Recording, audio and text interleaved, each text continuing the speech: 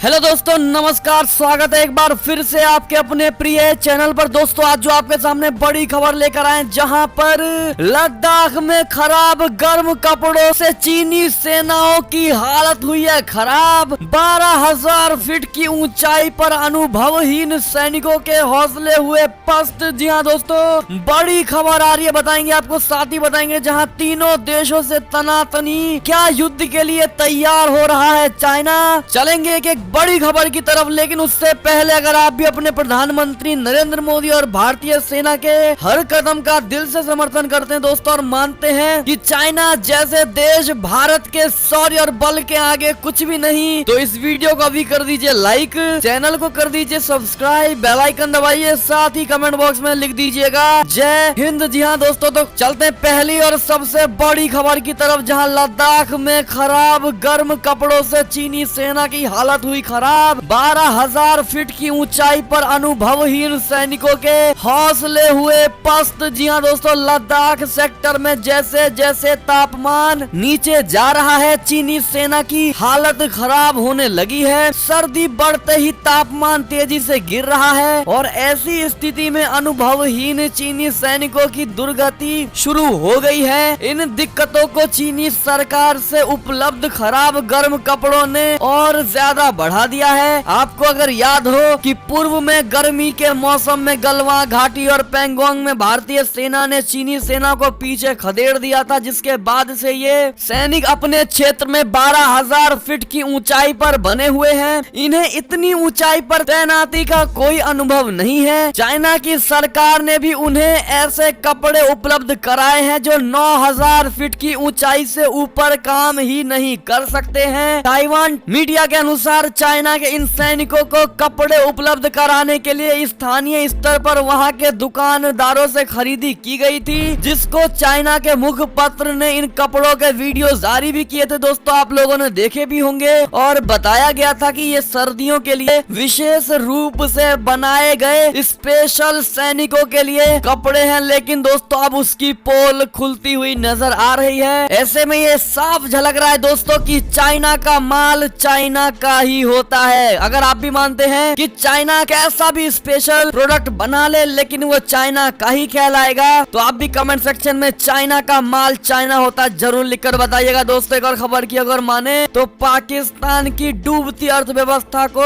NDB का सहारा $30 करोड़ का loan मंजूर कर दिया गया है। बता दें, पाकिस्तान में नकदी संकट से डूबती अर्थव्यवस्था को स्थिरता प्रदान करने के लिए एशियाई विकास बैंक यानी एनडीबी ने $30 करोड़ अमेरिकी डॉलर के नीति आधारित ऋण यानी लोन की मंजूरी दे दी है। G20 समिट के 14 सदस्य देशों से पाकिस्तान को $80 करोड़ के लोन में छूट मिलने के बाद एडीबी ने ये घोषणा कर दी है दोस्तों। दरअसल दुनिया के धनी देशों के समूह G20 देशों का पाकिस्तान पर इस साल अगस्त तक $25.4 अरब बकाया था। एडीबी के प्रधान सार्वजनिक प्रबंधन विशेषज्ञ हिरण्य मुखोपाध्याय ने कहा है कि $30 करोड़ के ऋण से व्यापार प्रतिस्पर्धा और निर्यात विविधीकरण में सुधार किया जाएगा। उन्होंने बताया कि कोरोना ने पाकिस्तान को उस समय चोट पहुंचाई है जब वो व्यापक आर्थिक सुधार के महत्वपूर्ण बिंदु पर था। ऐसे में दोस्तों पाकिस्तान की इस डूबती अर्थव्यवस्था को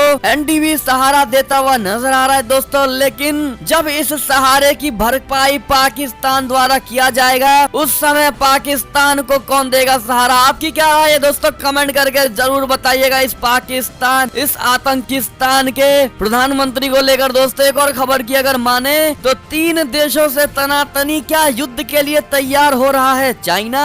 शी जिनपिंग ने सैनिकों को दिया ये खास मंत्र। आपको बता दें, भारत अमेरिका ताइवान से तनातनी के बीच चाइना के राष्ट्रपति शी जिनपिंग अपने सैनिकों का हौसला बढ़ाने में जुट गया है। उन्होंने अपने सैनिकों से कहा है कि वे मौत से नहीं डरे और युद्ध जीतने की तैयारी करने पर ध्यान केंद्रित करें। मिलिट्री कमांडर्स को संबोधित करते हुए जिनपिंग ने यह बात कही। जिनपिंग ने सैनिकों को संबोधित करते हुए कहा कि वो दुश्मन पर विजय पाने की हर संभव तरकीब और तैयारियों पर ध्यान केंद्रित रखे। इस वक्त चाइना का अमेरिका, ताइवान और भारत के साथ तनाव चल रहा रहा है। ऐसे में दोस्तों सैनिकों को मौत से ना डरने की अपील करना और उनको ऐसा ज्ञान देना, इससे साफ जाहिर होता है दोस्तों कि चीनी सेना मौत से खूब डरती है और युद्ध करने से उनका शरीर कांप जाता है। दोस्तों इस चाइना के राष्ट्रपति की तरफ से तो यही जग जाहिर होता है। इस पर आपकी क्या प्रतिक्रिया है दोस्तों, कमेंट करके जरूर बताइएगा, क्योंकि कुछ टाइम पहले ये सुनने में आया था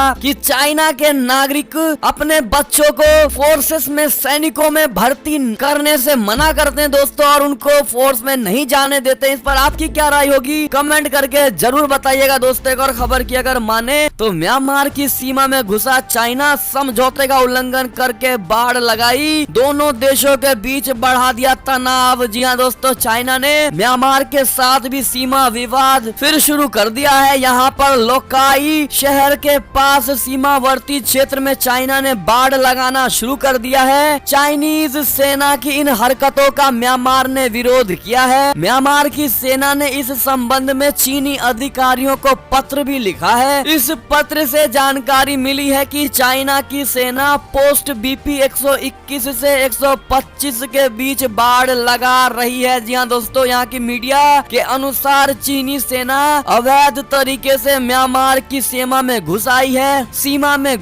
है। सेना के मेजर जनरल जॉ मिन तुन ने कहा है कि चाइना ने 1961 के चीन म्यांमार सीमा समझौते का उल्लंघन किया है। समझौते में ये तय किया गया था कि दोनों ही देश सीमा के 10 मीटर के अंदर किसी भी तरह का निर्माण नहीं करेंगे। अब चाइना यहाँ पर बाढ़ लगाने का काम कर रहा है। जी हाँ दोस्तों, ऐसे में आपकी क्या राय है दोस्तों इस खबर को लेकर, कमेंट करना बिल्कुल मत भूलिएगा। अगर एक और खबर की माने तो आखिर क्यों हुई ईरान के टॉप परमाणु वैज्ञानिक की हत्या, एक जैसा है सुलेमानी और फखरीजा देह की मौत का तरीका बता दें। ईरान ने शुक्रवार को यह तय करने के लिए एक न्यायिक समिति का गठन किया है कि उसके रिवॉल्यूशनरी गार्ड कुदस के फोर्स कमांडर कासिम सुलेमानी की हत्या के पीछे वास्तव में कौन था। सुलेमानी की पिछली जनवरी में हत्या कर दी गई थी। इस फैसले के कुछ घंटों के अंदर तेहरान में ईरान के प्रमुख परमाणु वैज्ञानिक मोहसेन फखरीजादेह की हत्या कर दी गई। पश्चिम एशिया के जानकारों की राय में सुलेमानी और फखरीजादेह की हत्याओं के पीछे मकसद एक जैसा दिख रहा है। कासिम सुलेमानी की हत्या पर किताब लिखने वाले पश्चिम एशिया मामलों के विशेषज्ञ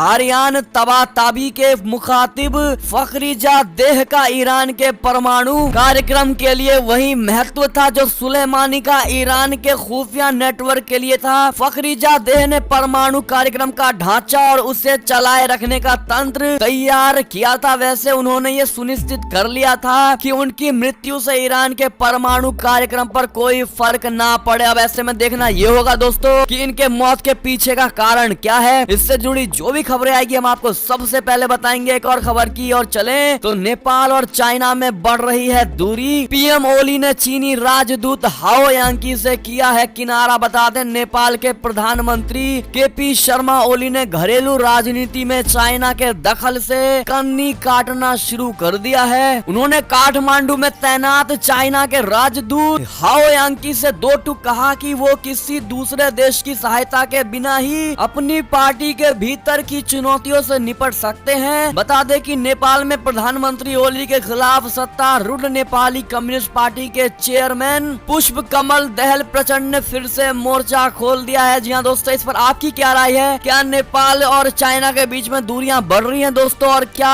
ऐसे में जिस प्रकार से कहावत है कि लोहा गर्म है हथौड़ा मार देना चाहिए, ऐसे में क्या भारत को तुरंत नेपाल के साथ हो जाना चाहिए? दोस्तों आपकी क्या राय है, राय जरूर दीजिएगा। एक और खबर की माने तो रुचि सोया के बोर्ड में शामिल होंगे बाबा रामदेव। भाई बने MD, सालाना 1 रुपए लेंगे वहां पर वेतन। जी हाँ दोस्तों, बाबा रामदेव उनके छोटे भाई राम भरत तथा नजदीकी सहयोगी आचार्य बालकृष्णन रुचि सोया के निर्देशक मंडल में शामिल होंगे। रुचि सोया के पास खाद्य ब्रांड न्यूट्रीला का स्वामित्व है। पतंजलि आयुर्वेद ने पिछले साल रुचि सोया का अधिग्रहण किया है। रुचि सोया इंडस्ट्रीज लिमिटेड ने शेयर धारकों को भेजे नोटिस में राम भरत जो कि 41 वर्ष के हैं उनकी कंपनी के प्रबंधक निदेशक पद की नियुक्ति की अनुमति मांगी है। जी हाँ दोस्तों, एक और खबर की अगर माने तो वैक्सीन का विकास को लेकर प्रधानमंत्री मोदी ने भारत बायोटेक के प्लांट का किया दौरा, वैज्ञानिकों ने भी दिया इनको बधाई। जी हाँ दोस्तों, ऐसे में आप भी बधाई जरूर दे दीजिएगा। और ये थी अब तक की सारी बड़ी खबरें। आपको हमारी खबरें कैसी लगी? आशा करता हूँ काफी अच्छी लगी होगी। अगर तनिक भी अच्छी लगी है तो इस वीडियो को अभी अपने भाई बंधुओं में व्हाट्सएप, फेसबुक, ट्विटर के जरिए पूरे भारत में शेयर करना बिल्कुल मत भूलेगा। और अभी कर दीजिए इस वीडियो को लाइक, चैनल को कर दीजिए सब्सक्राइब, बेल आइकन दबाइए, साथ ही